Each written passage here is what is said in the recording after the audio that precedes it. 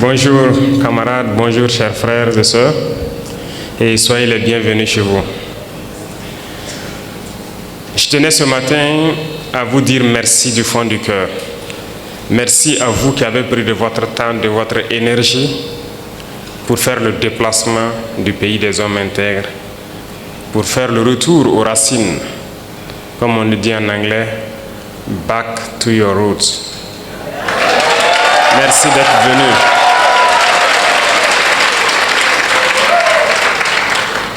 Vous nous avez fait preuve de fraternité, vous nous avez fait honneur et je prie Dieu qu'il continue à vous bénir tous, à vous donner la santé, la force nécessaire de pouvoir continuer à revenir à vos sources. Parmi vous, il y a des personnes âgées, très âgées, qui malgré le poids de l'âge, ont fait le déplacement avec vous. Je vous dis infiniment merci du fond du cœur et que Dieu continue à vous réconforter.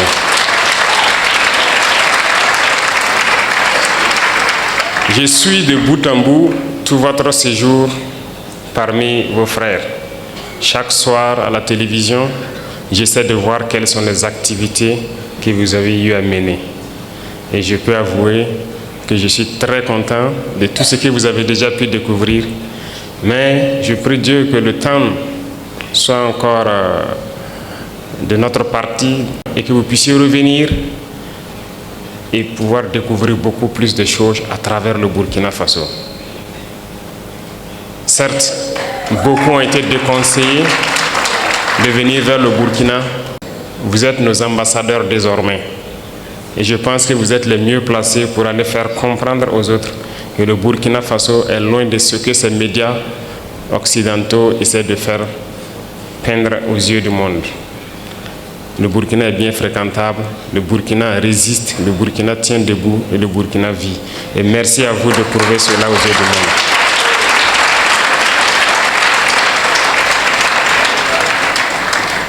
Je vous salue également pour votre détermination à vouloir nous accompagner dans notre lutte, à vouloir donc accompagner vos frères et sœurs ici au Burkina Faso en investissant dans tous les domaines possibles.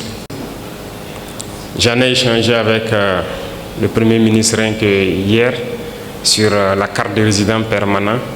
Certes, nous avions mis des conditions d'acquisition de la carte, mais aussi d'autres conditions financières, mais nous avons décidé de lever la condition financière en ce qui vous concerne pour que vous n'acquisiez.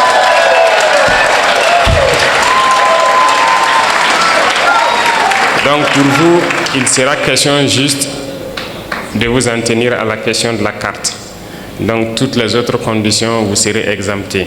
Et merci à vous d'ouvrir le pas pour tous ceux qui souhaitent donc prendre cette carte et pouvoir investir et rester au Burkina. Ceci dit, le Burkina Faso est un pays en pleine construction. Et je pense que beaucoup d'opportunités vous ont été présentées. Il y a encore beaucoup d'autres opportunités. Déjà la question de la radio et de la télévision, je puis aussi vous assurer que je ferai tout pour accompagner la création d'une telle radio ou d'une telle télévision ici au Burkina Faso.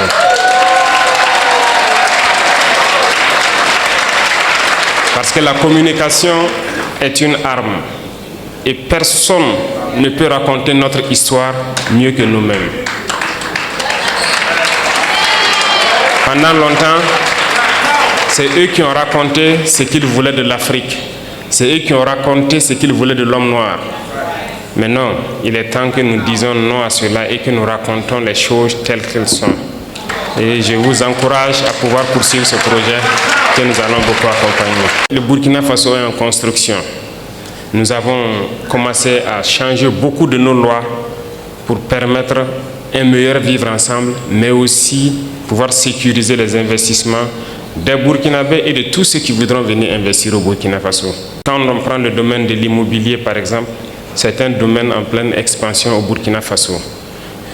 Nous prenons le domaine de l'agriculture et de la transformation agricole, notamment l'industrie agroalimentaire, l'énergie. Bref, il y a beaucoup de domaines qui sont donc ouverts et nous avons besoin des cerveaux de nos frères pour venir construire ici les industries qu'il faut pour transformer nos matières premières, et c'est nous qui devrons nourrir le monde et non nous qui devrons aller quémander aux yeux du monde. Et c'est bien possible que l'Afrique nourrisse le monde. Et donc je vous invite à pouvoir réfléchir, vous mettre ensemble peut-être, mais je vous assure que nous allons vous accompagner pour pouvoir investir dans des domaines clés au Burkina Faso qui peuvent vous être bénéfiques et bénéfiques à tous vos frères ici. Et ça, c'est l'essence même de notre lutte.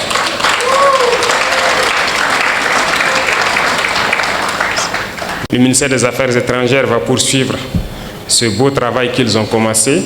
Et d'ailleurs, je les félicite pour cette initiative avec l'Institut qui a pu donc faire ce merveilleux travail. Continuez le travail de présenter les opportunités pour pouvoir vous guider et vous canaliser vers les investissements structurants et bénéfiques. Et nous allons continuer à suivre ça de très près pour que vous ne soyez pas déçus de votre investissement au Burkina Faso. Reconnaissez une chose, la lutte que nous menons est âpre et c'est une lutte d'endurance. Et vous avez décidé de porter notre message à travers le monde. Nous ne luttons pas pour le Burkina Faso tout seul. Nous luttons pour l'Afrique. Nous luttons pour l'homme noir. Nous luttons pour la dignité de l'Afrique. Nous luttons pour le bien-être de nos populations. Et qui lutte pour la dignité et le bien-être de sa population a aussi quelque chose en cœur. Nous sommes de tout cœur avec tous les peuples qui luttent pour la justice, pour l'égalité, pour le bien-être. Et nous sommes amis à tous les peuples qui nous respectent et qui respectent notre souveraineté et notre dignité. Et merci à vous d'accompagner donc ce combat que nous menons. Il est très difficile de mener ce type de combat. Et je sais que vous le savez mieux que moi. Voir l'Afrique se réveiller, c'est un cauchemar pour certains. Mais pourtant, l'Afrique est en train de se réveiller et l'Afrique va se réveiller.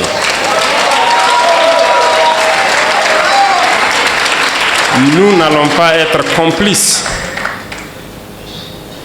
de leur souhait, celui de voir l'Afrique être la réalité de ce qu'eux, ils ont pensé et dit de l'Afrique, notamment une terre d'esclaves, une terre maudite. Nous n'allons pas être complices et les accompagner pour que ce qu'ils pensent soit une vérité. Nous leur dirons que l'Afrique est un continent d'espoir, est un continent combatif et l'Afrique est un continent d'avenir. Et nous allons nous battre pour cela.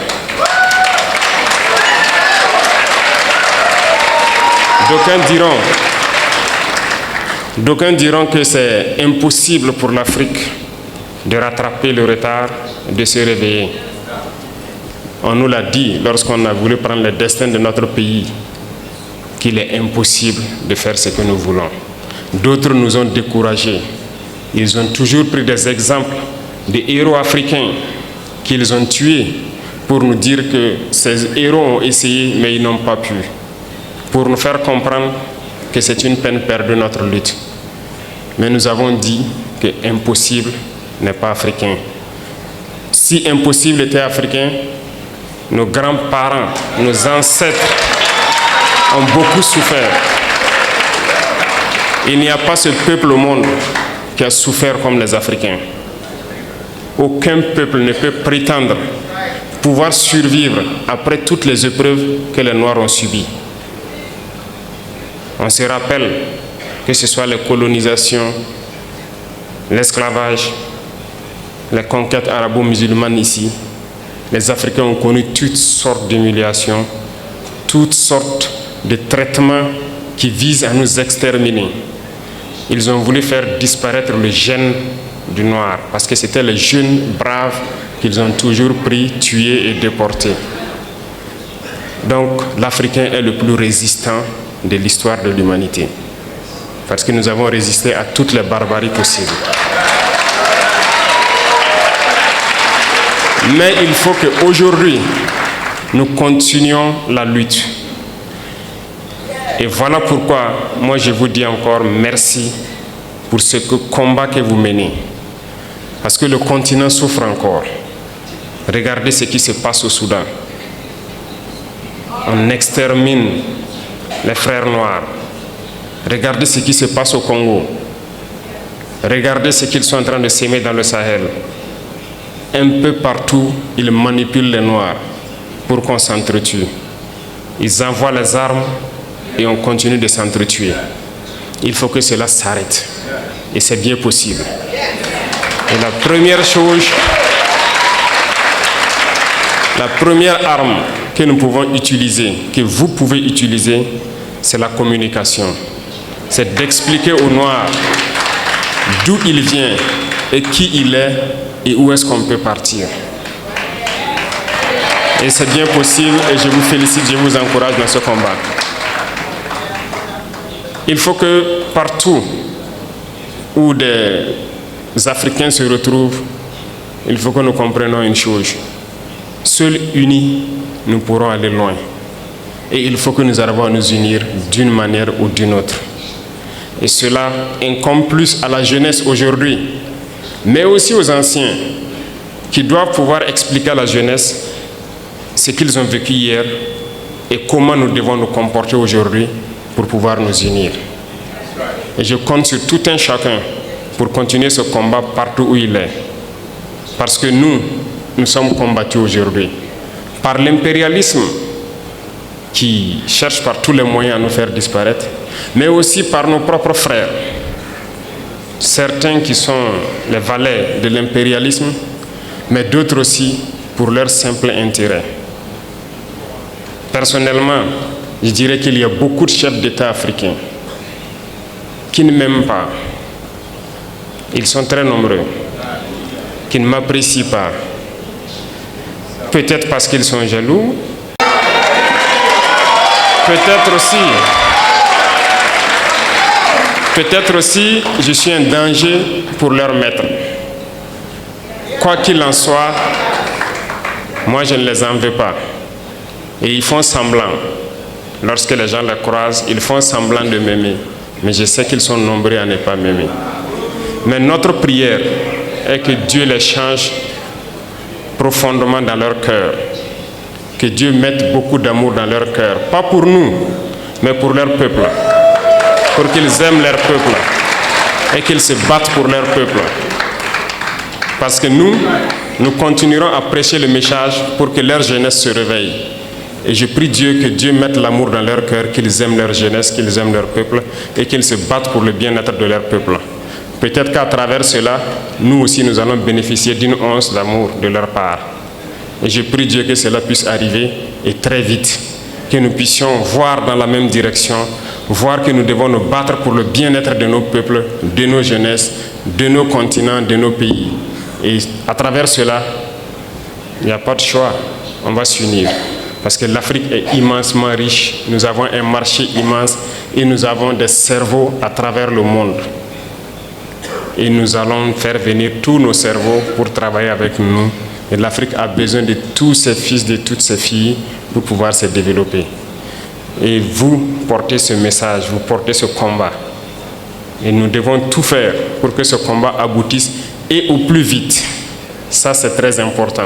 Parce que vous devez voir ce combat aboutir dans très peu de temps. Et c'est bien possible. Donc, je vous encourage, je vous félicite pour tout ce que vous faites.